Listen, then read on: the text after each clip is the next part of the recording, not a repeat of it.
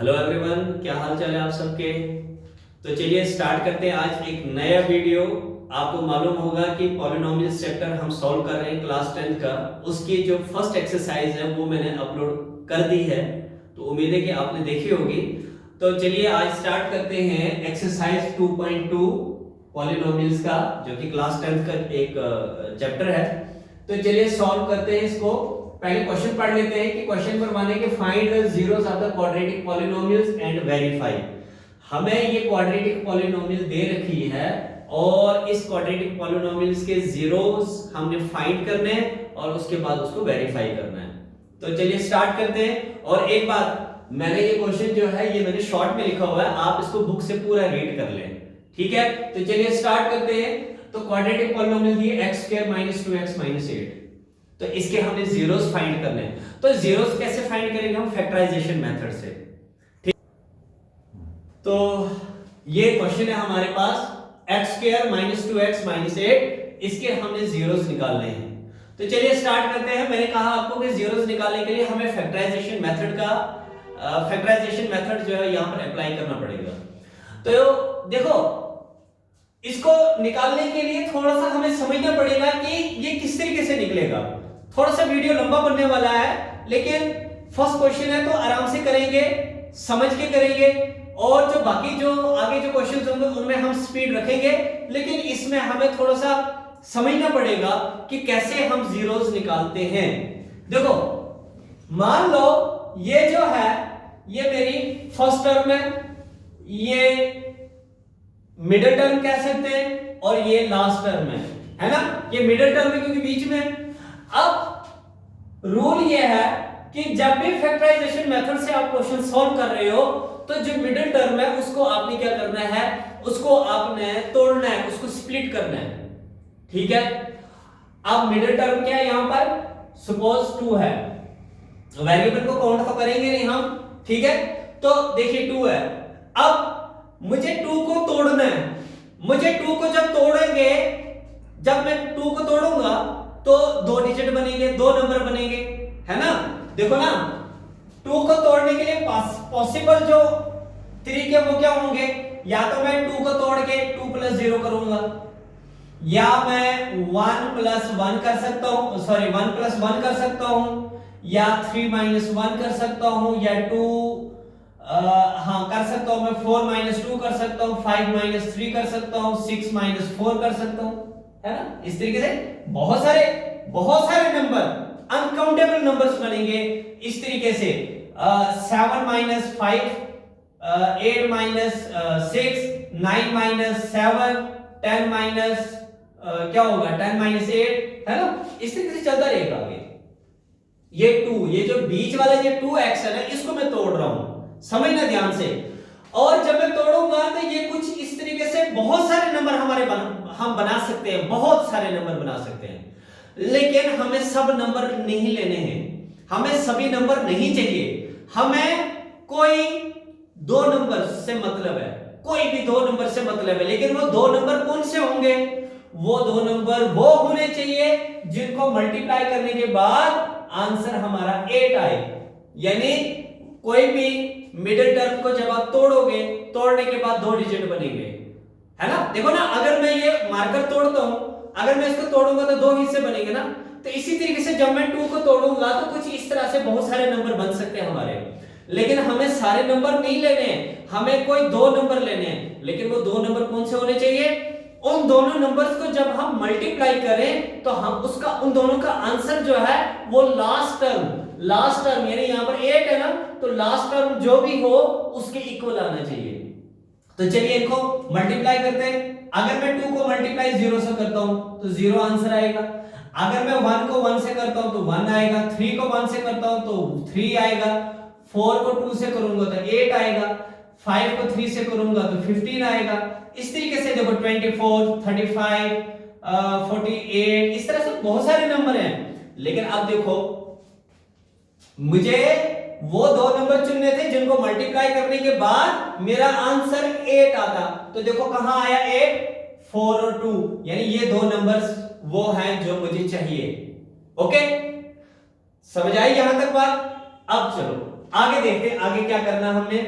इसका मतलब है कि जब मैंने 2 को तोड़ा तो मुझे जो दो नंबर चाहिए था वो मिले मुझे 4 और 2, क्योंकि 4 और 2 को जब मल्टीप्लाई करूंगा तभी तो 8 आंसर आएगा, तो वो लास्ट टर्म के इक्वल होगा।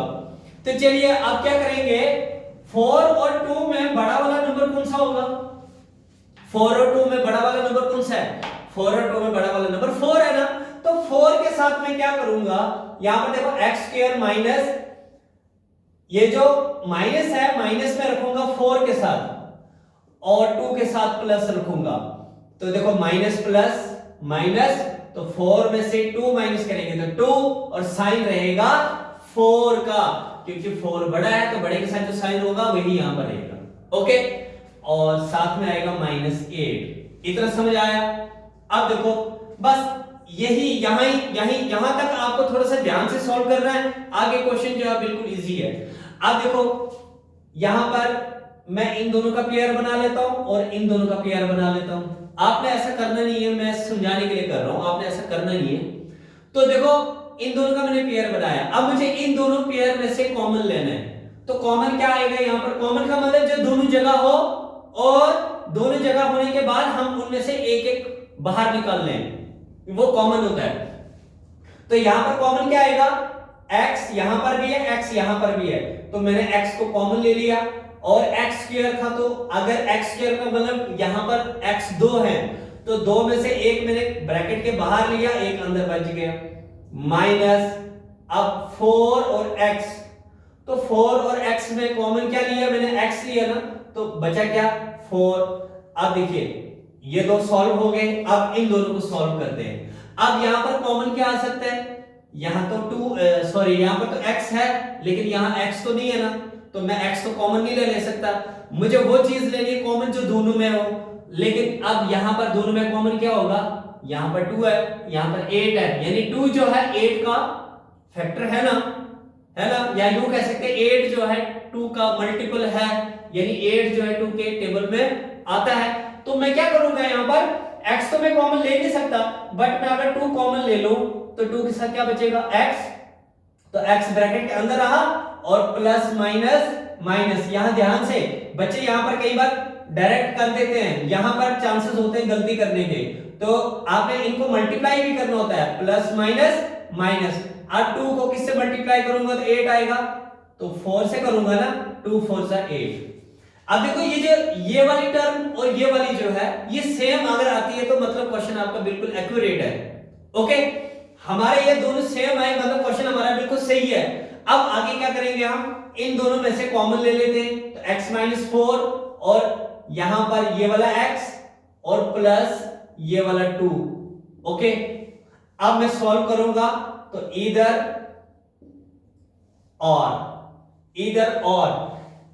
this x - 4 is equal to 0 or this x + 2 is equal to 0। तो x equals to ये जो -4 है इधर मैं ट्रांसपोज करूंगा तो ये +4 हो जाएगा, और ये जो x है और +2 है तो इसको मैं जब इधर ट्रांसपोज करूंगा तो ये -2 हो जाएगा। तो देखिए अब x के मेरे दो आंसर आए, एक आया 4, एक आया -2, तो मतलब यही मेरे जीरोस हैं जो मुझे इस क्वाड्रेटिक पॉलिनोमियल्स के निकालने थे। तो अब जीरोस मैं लिख सकता हूं, zeros of quadratic polynomial, zeros of quadratic polynomial क्या क्या आए? 4 एंड -2, ये दोनों आए मेरे जीरोस। तो आधा क्वेश्चन तो मैंने यहां तक सॉल्व किया है, लेकिन अब आधा मुझे और सॉल्व करना है। अब कह रहा है कि इसको वेरीफाई करो, क्वेश्चन में कहता है कि वेरीफाई करो, तो अब मुझे वेरीफाई करना है, तो वेरिफिकेशन करूंगा मैं। तो वेरिफिकेशन में कैसे करूंगा? देखो वेरिफिकेशन करने के लिए, अच्छा एक बात, वेरीफाई करने से पहले एक बात ध्यान में दें कि ये जो 4 और -2 आए मेरे दो जीरोस, ये जो फर्स्ट वैल्यू होती है ना यहां पर ये सम होता है, और ये जो सेकंड वैल्यू होती है ना ये प्रोडक्ट होता है। ओके, मतलब पहली वैल्यू जो होगी वो सम की होगी और दूसरी वैल्यू क्या होगी? वो प्रोडक्ट की होगी। ओके, ये याद रखना आपने। अब वेरीफाई करने के लिए मैं क्या करूंगा, पहले मैं करूंगा सम, तो सम ऑफ जीरोस वो किसके इक्वल होता है? अगर फॉर्मूला आप अप्लाई करोगे तो सम ऑफ जीरोस होता है माइनस बी अपॉन ए। ओके, क्या होता है? माइनस बी अपॉन ए। ओके, अब सम ऑफ जीरोस, यानी ये जो जीरोस मैं निकाल चुका हूं ना, इनका मुझे सम करना है। तो क्या करूंगा?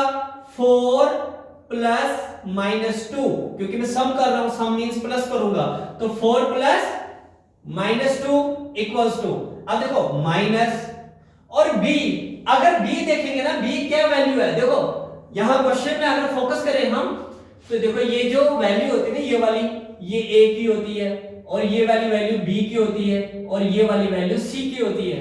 ओके ओके, अब देखो माइनस और b, अगर b को मैं देखूंगा तो b में जो x है ये हमारा क्या है?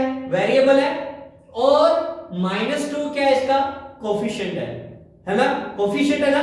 तो मैं यहां पर लिखूं ऐसे माइनस, और इस कोफिशिएंट के साथ माइनस है ना, तो मैं लिख सकता हूं माइनस कोफिशिएंट ऑफ x।